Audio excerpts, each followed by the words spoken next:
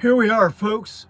My name's Jack Powers, and we're here with another episode of Infamous Federal Prisoners.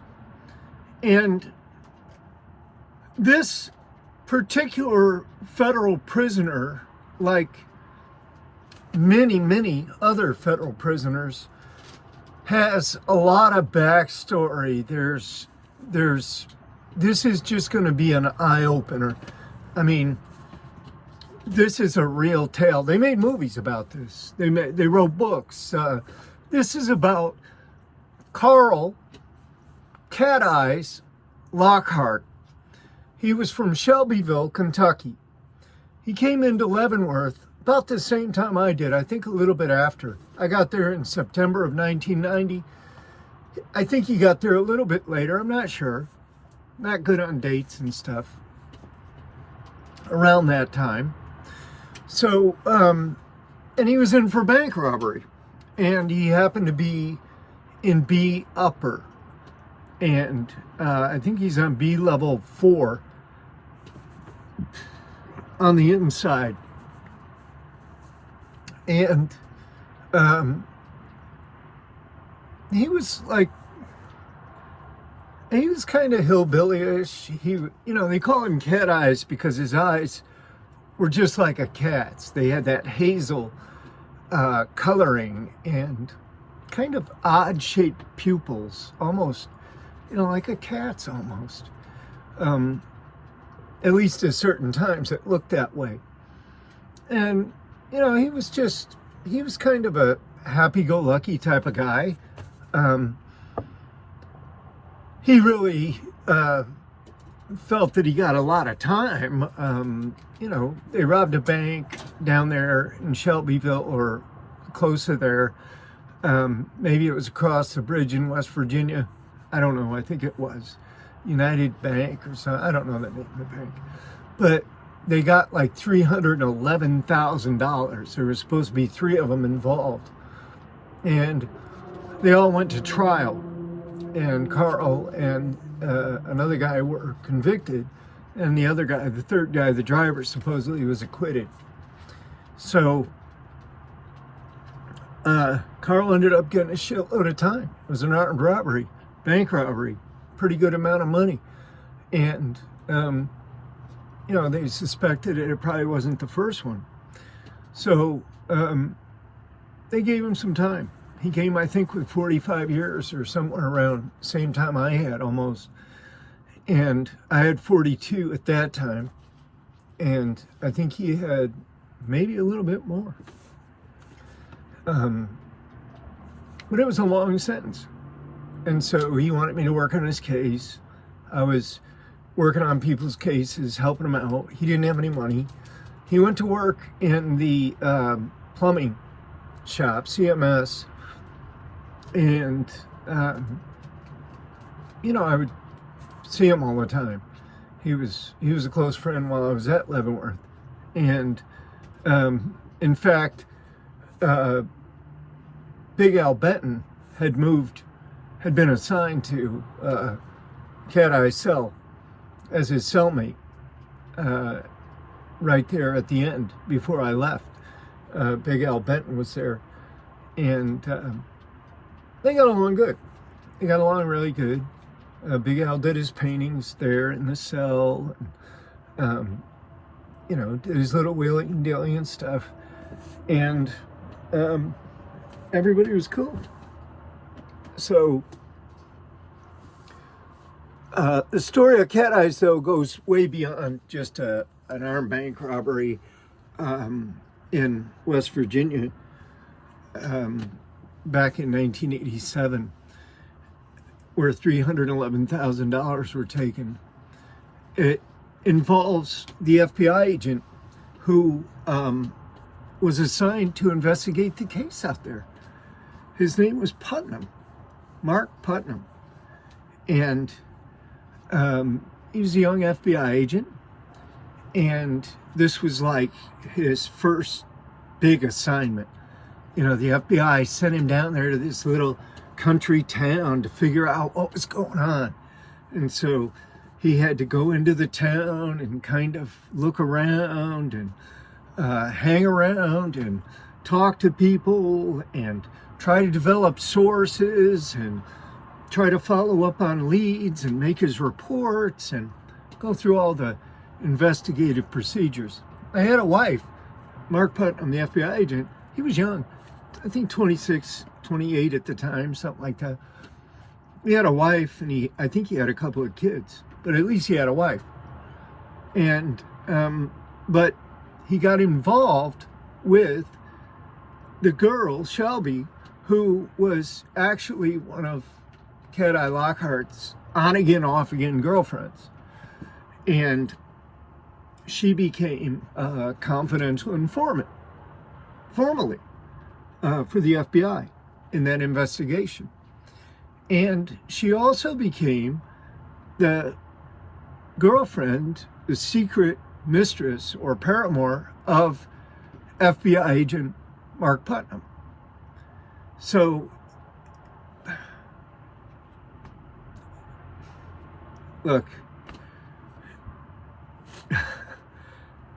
this goes way deeper than that, way deeper, because what happened was during the course of the investigation,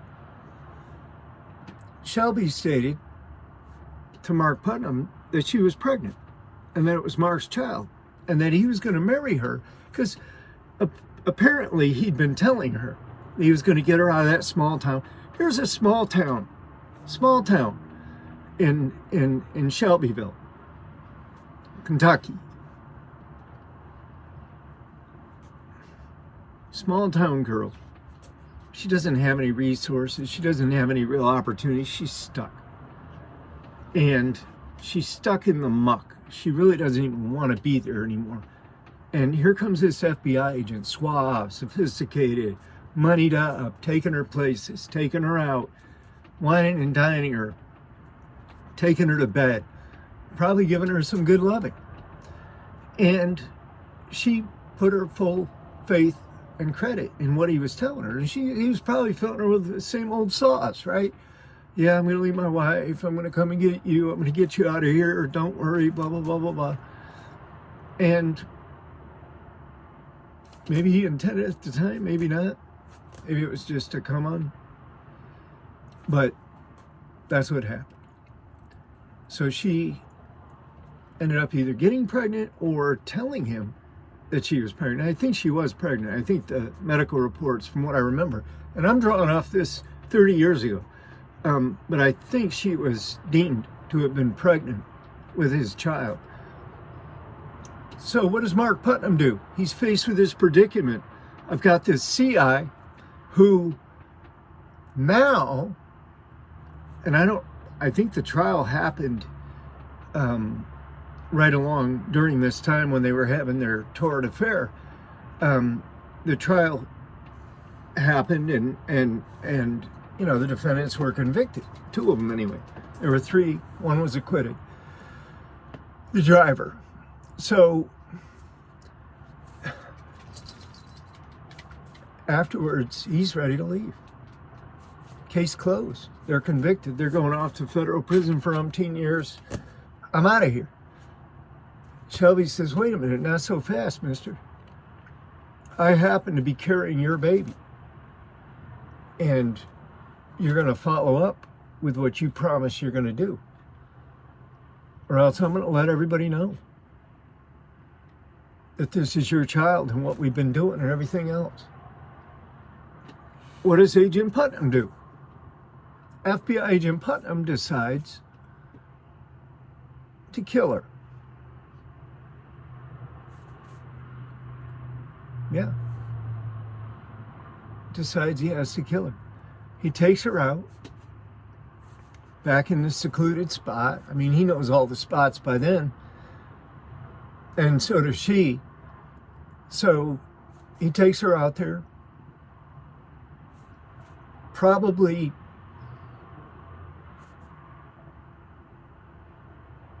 just kills her.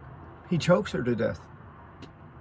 Chokes her to death, and he drags her body out and throws it down a ravine and leaves.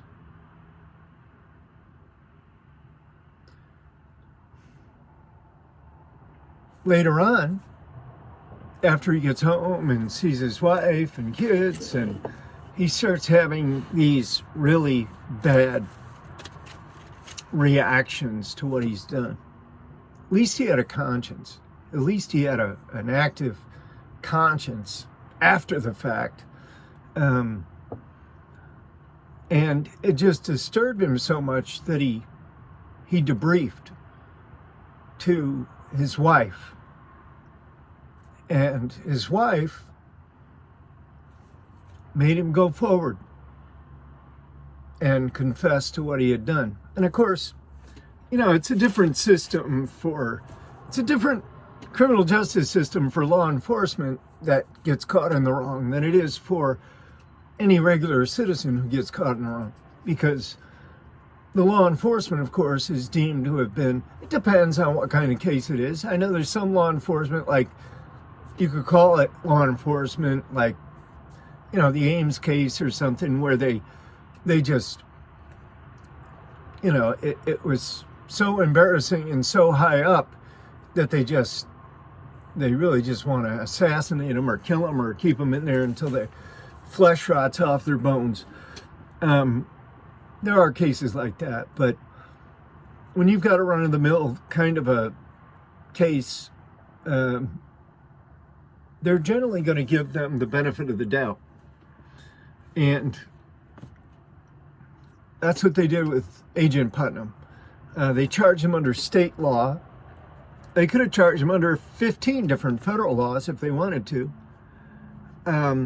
They charged him under state law, and they only gave him 16 years in the state of Kentucky. So I think he did about 8. He's out now. His wife, no, I didn't think he did it in the state of Kentucky, in fact. I think he did it in the federal joints. I think he was up in Rochester, Minnesota, in fact, for most of his bit. Because his wife she actually moved up there and was hanging out with him. But then I think just before he got out, she either committed suicide or died of alcoholism, something of that nature.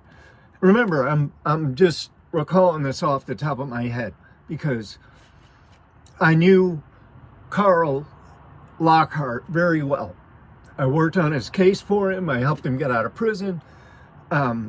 I didn't draft anything about his story, but I helped him put together a kind of an outline, a mental outline of what the story would look like, and I helped return correspondence to different people that were trying to write the book for him, trying to get him to cooperate with them in the writing of the movie and the book. And, you know, as a writer and a quasi-jailhouse lawyer,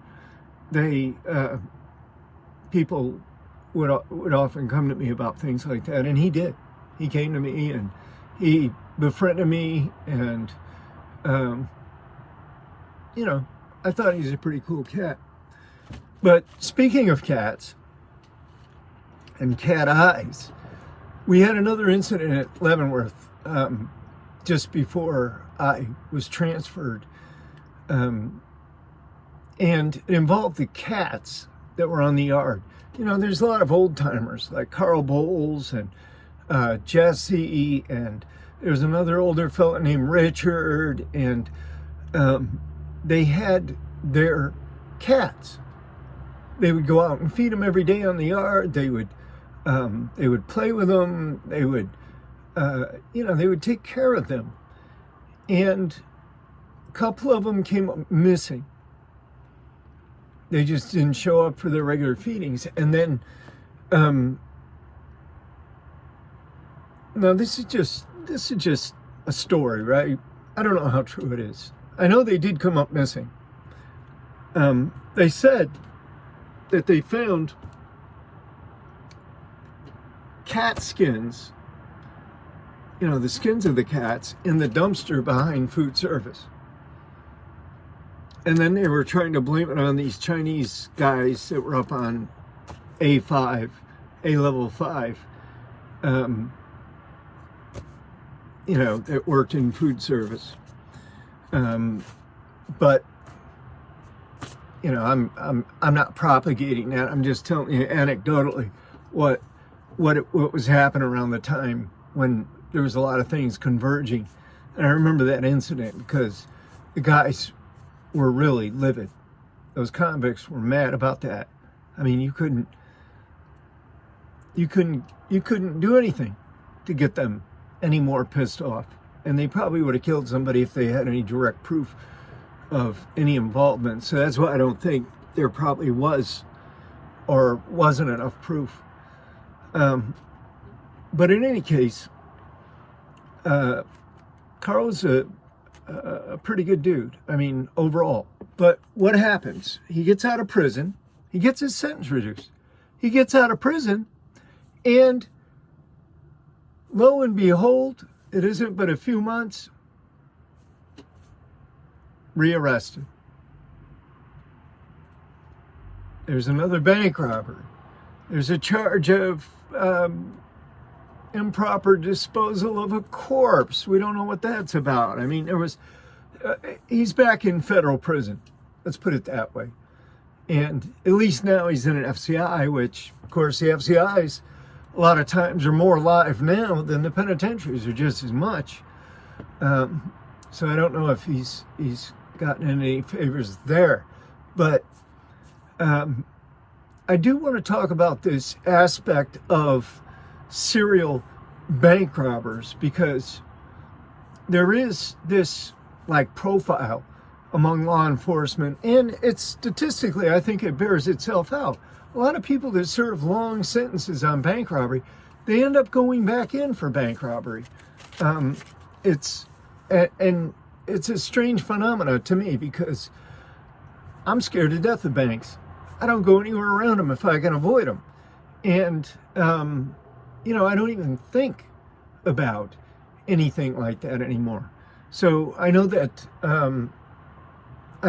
it doesn't happen to everybody, but it does happen to quite a few of the guys that have served very long sentences, and they really haven't made any substantial progress in their own personal growth and development while they're in there. And a big part of that reason is because there's no real programming for that. It's all other prisoners, other criminal minds that you're surrounded with. So if you can somehow get yourself away from that for long enough to get your own head together, then you might have a chance. In some ways, I'm glad that I spent the time I did in solitary confinement, because it probably saved my life, and it probably, I know for a fact that it helped me to transform the way I think and feel now as a man, as a human being. But I don't want to go on preaching about that. But that's the episode for Carl Cat Eyes Lockhart. I guess it'll just be one episode. We kind of got to the crux of everything within the time allotted. So, peace be with you, men and women. And please buy my book, ADX Supermax, if you haven't bought it already, Amazon.com. And I have Lock and Key, and I have Pacing the Cage, which are also very interesting reads. These three books cover my trilogy. They cover the 30 plus years of my incarceration of federal penitentiary. So, appreciate you guys. Thank you. Thank you for commenting. Thank you for subscribing. Appreciate it.